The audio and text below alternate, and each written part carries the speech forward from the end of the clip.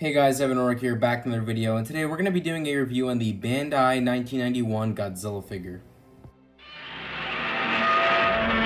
So let's get into the first thing I like about this figure. The first thing I like about this figure is easily the detail. The detail on this figure is really nicely done. The facial detail is also really nicely done. Even though a lot of the Heisei suits are similar, you still get the specific vibe that this is from the Godzilla vs. King Ghidorah film. There is also really nice details on the skin. You can kind of see the overlapping skin textures here. These kind of like light marks here. We could feel them almost. It's also bumpy as well. Another thing that characterizes Godzilla's skin, we saw that with the 1993 figure. The actual facial detail, other than it looking similar in the movie, is also pretty good. The teeth aren't part of its own thing. They are kind of connected to the gum of the figure, but we have that. We have the snout.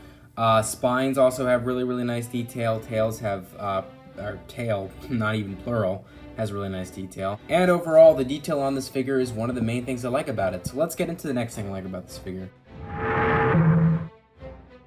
The next thing I like about this figure is the paint job. The reason why the paint job is the second pro and not the third pro or anything like that is because it's fairly above average. I mean, Godzilla doesn't have many unique colors, but for what it is, it was still painted very nicely. I would say that the red isn't a booming color. It does of course stand out because it's red while the rest of the figure is kind of a grayish, blackish blue. But yeah, we have the mouth kind of stand out. The pupils are orange. I don't know if you could tell, but those are also kind of stand out for what it is. I also think the shading on the spines is really nice. Just look at how it transitions from the black to the clear white at the very edge of all the spines here. Really nice. I also like the yellowish paint job on the claws of both the hands and the feet.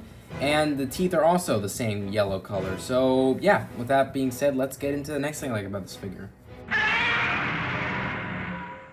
So the articulation on this figure is the next thing I like about this figure, and it is a solid average. The reason why it's not slightly above average is because, as you might expect, Bandai figures, in my opinion, should at least have 4 joints of articulation. And how many joints of articulation does this figure have? 4. Now, to get into the details of what those 4 articulated joints are, we have the legs that go 360, the arms that of course don't go 360 because it's not going around, it's going from the side, kind of like at a profile angle, and the head does not move, missed opportunity. Tail does move, but it's a glue seal, and that is a little bit of a sneak peek to what a con is going to be. So yeah, 4 joints of articulation. For a Bandai, there should be more, but that is at the least, the very least is what it should have. So that's why it is at an average. And let's get into the cons of this figure.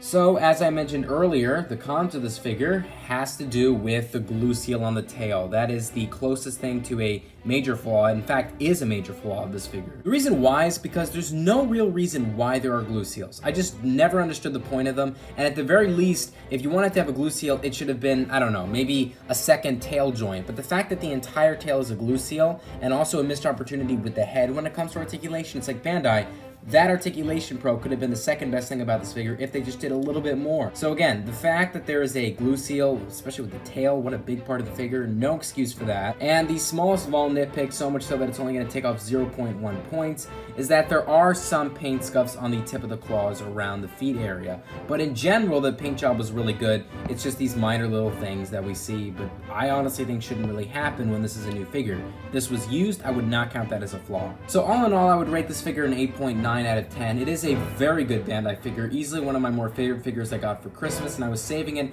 not as but one of the last figures I was going to review simply because it's a good figure that I'd highly recommend, especially if you're into the Heisei Godzilla movies like me. Without further ado, guys, I hope you enjoyed this video. Like, comment, subscribe. See you guys later, and bye-bye.